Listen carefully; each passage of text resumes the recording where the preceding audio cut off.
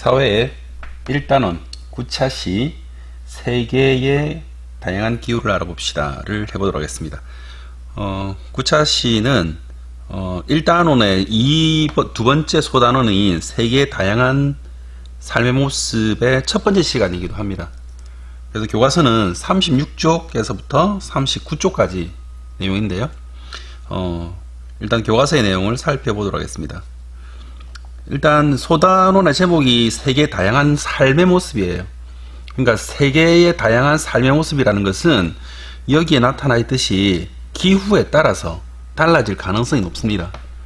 그러면 우리는 이 사회를 하기 전에 상식적으로 생각을 해봐야 되는 게 있어요. 기후가 달라지면 삶의 모습이 어떻게 달라질까? 우리는 1년의 계절이 있잖아요. 봄, 여름, 가을, 겨울에 입는 옷차림과 우리가 살고 있는 삶의 형태를 한번 생각해 보세요. 특히 여름하고 겨울을 눈여겨보면 되겠죠. 봄, 가을은 생활하기 편리하니까 그러다 치고 여름은 더우니까 최대한 가벼운 복장과 바람이 잘 통하는 그런 형태를 만들려고 할 것이고, 겨울은 최대한 열을 손실하지 않는 그런 옷차림과 그런 생활 환경을 가지려고 할 겁니다. 그렇다면 세계의 이런 여러 나라들은 기후가 조금씩 달라요. 여러분들은 6학년 1학기 때 과학 시간에 지구의 자전과 공전을 배웠고, 그 자전과 공전을 통해서 지구가 위치에 따라서 계절이 조금씩 바뀜을 배웠습니다. 거기다가 적도 부근에 태양이 이렇게 열 에너지를 가장 많이 쏟아붓기 때문에 적도가 가까운 곳일수록 온도가 높고, 극지방으로 가면 갈수록 온도가 낮다는 것도 배웠을 겁니다. 그걸 기반으로 이 사회의 지리 부분을 배운다면 좀 더 이해가 쉬울 것입니다. 일단 교과서를 보도록 하겠습니다. 세계의 다양한 기후를 알아보자. 기후라는 것은 기후의 정의죠. 이건 뭐냐? 일정한 지역에서 여러 해에 걸쳐 나타나는 평균적인 날씨다. 그러니까 일정한 지역이 나와 있고요. 그 다음에 여러 해에 걸쳐서 했으면 이거는 평균입니다. 여러 해에 걸쳐서 한 해 두 해는 이상 기온이지만 여러 해에 걸쳐서 평균적인 날씨를 우리는 기후라고 부른다. 그럼 세계에는 지역별로 다양한 기후를 나타낸다. 그럼 이 지도를 한번 봅시다. 세계의 기후라는 것은 지금 온도에 따라서 표시를 다르게 해놨어요. 이렇게 좀 더 더운 곳은 붉은색, 좀 더 추운 곳은 푸른색의 계열로 이렇게 변해고 있죠. 그럼 대한민국은 어떤 기후에 속합니까? 대한민국은 온대 기후에 속합니다. 그러니까 여기 온대 기후를 중심으로 위로 올라가면은 이제 더운 곳, 그 다음에 아래로 내려가면 추운 곳이라고 가볍게 생각해 봅시다. 그럼 온대를 중심으로 건조 열대가 있고, 온대를 아래로 냉대, 함대, 그리고 고산이 있습니다. 기후가 조금씩은 다른데 한번 보도록 하겠습니다. 여기 밑에 보면 교과서 36조 아래에 적도 부분은 주로 어떤 기후를 나타내나? 적도라는 것은 태양이 이렇게 지나가는 곳이기 때문에 에너지가 많이 분출되니까 더울 수밖에 없죠.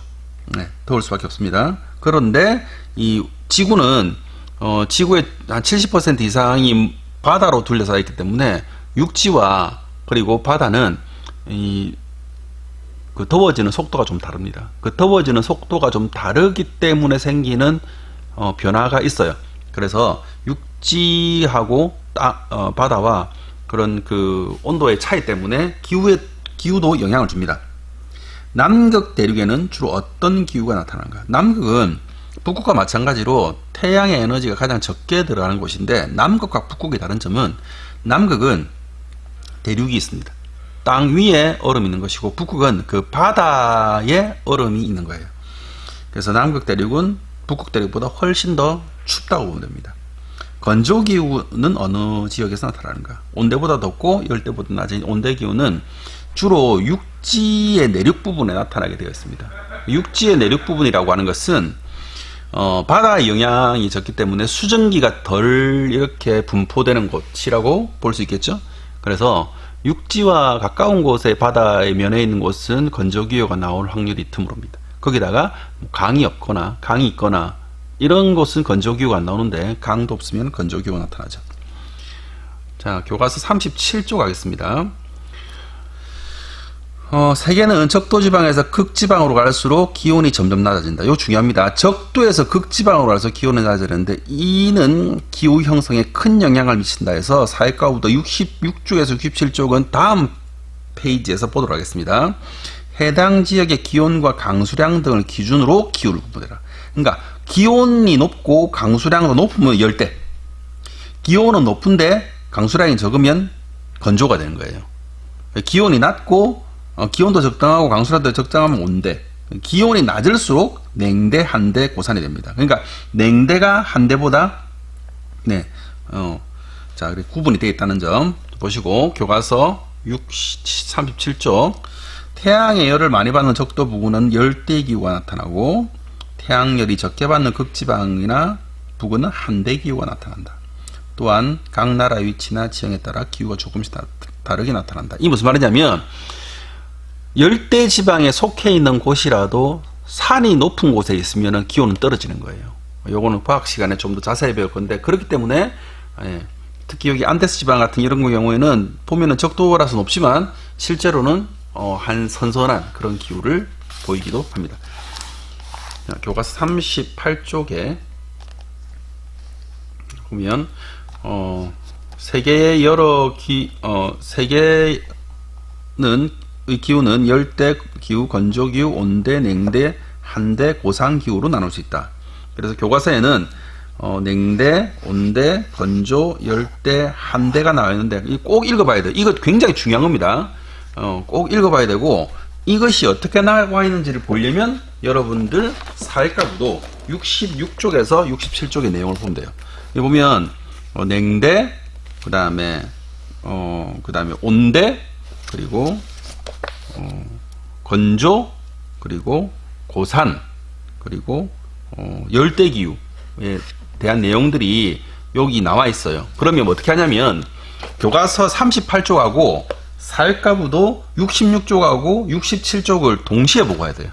동시에 보고 어떤 기후에서 어디가 있는지, 그리고 위치가 어딘지, 첫 번째 기후가 어떤 형태인지, 두 번째 그 기후가 하는 위치가 어디 있는지, 그 다음에 그 기후의 특징이 무엇인지, 이 세 가지입니다. 기후의 이름, 그 다음에 기후의 특징, 기후의 위치를 보고 그 다음에 사회과부도 66쪽과 67쪽을 보면서 계속 연결하면 됩니다. 교과서 39쪽 고산기후란 무엇인가? 다시 한번 설명해 보겠습니다. 고산기후라는 것은 해발 고도가 높은 고산지대, 그러니까 바다를 기준으로 해서 고도가 높은 고산지대는 1년 내내 날씨가 서늘하다. 해발 고도가 높을수록 기온이 점차 낮아지기 때문이다. 적도 부근의 기온이 매우 높지만 해발 고도가 높은 산지는 1년 내내 월 평균 기온이 15도 내외로 우리나라 봄철처럼 날씨가 온화하다. 이처럼 고도가 높은 곳에서 나타나는 기후를 뭐란다? 고산기후라고 한다. 고산기후는 무더운 평지보다 인간이 생활하기에 유리하다. 그래서 고도가 높은 곳에 도시가 발달하기도 한다. 멕시코의 수도 멕시코시티, 콜롬비아의 수도 보고타, 에콰도르의 수도 키토의 해발 고도는 2000m 이상이며 볼리비아의 수도 라파스 해발 고도는 3600m 이상이다. 잉카 문명을 대표하는 페루의 마추픽추 유적지도 고산 지역 중의 하나이다.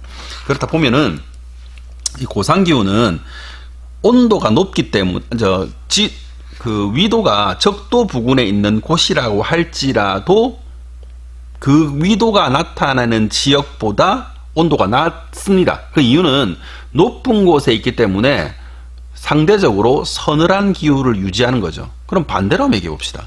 온대 기후에 있는 고산지대는 어떤 형태를 띨까요? 맞습니다. 온대 기후보다도 온도가 좀 더 낮다고 보면 될 거예요.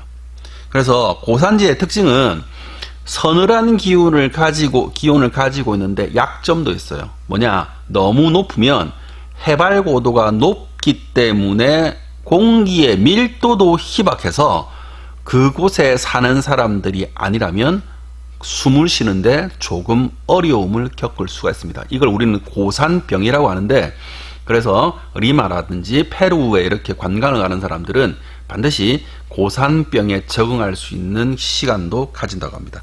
그래서 보면 이런 그 세계 유적지들, 특히 이 페루의 마추픽추 유적이나 콜롬비아의 수도 보고타 같은 곳을 보면 정말 이 온도 때문에 이런 곳에 마을을, 도시를 세웠다고 보면 돼요. 또 재밌는 사실은 이런 그 고산지대에서 살기 위해서는 가장 필요한 게 물인데요. 물은 낮은 곳에서 높은 곳으로 흐르지 않잖아요. 그래서 이렇게 물을 얻을 수 있는 방법이 이 지역에 있었습니다. 샘물이 솟아나는 건 아니고, 그러니까 바다에서 불어오는 습한 이렇게 안개들이 아침에 뭉쳐가지고 비 대신 내렸다고 해요. 그래서 먹을 식수를 구할 수 있어서 이 지역에 고산지대에 큰 문명이 생겨날 수 있었다고 합니다.